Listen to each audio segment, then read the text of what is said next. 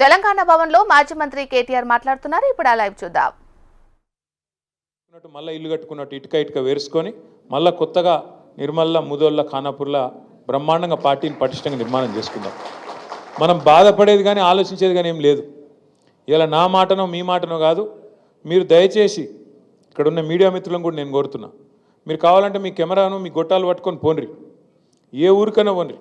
ఆడ కూర్చున్న ఒక పెద్ద మనిషిని అడుగుండ్రి, అక్కడ తిరుగుతున్న మా తమ్ముళ్ళని అడగండి, పొలం కాడికి పోయి ఆడ పని చేసుకుంటున్న రైతులను అడగండి, లేదా రైతు కూలీలను అడగండి.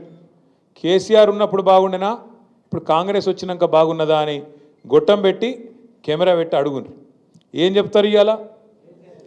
కుల్లా ఈ మనిషి ఆ మనిషి కాదు, ఆఖరికి కాంగ్రెస్ కార్యకర్తలను కూడా జర్ర పక్కకు తీసుకుపోయి అడిగితే వాళ్ళు కూడా చెప్తాను ఏం దరిద్రం రా ఇది, ఏమో మంచిగా బ్రహ్మాండంగా ఉండే మంచిగా పల్లెంలో అన్నం తింటుంటే వీళ్ళు వచ్చి అనవసరంగా లేనిపోని మాటలు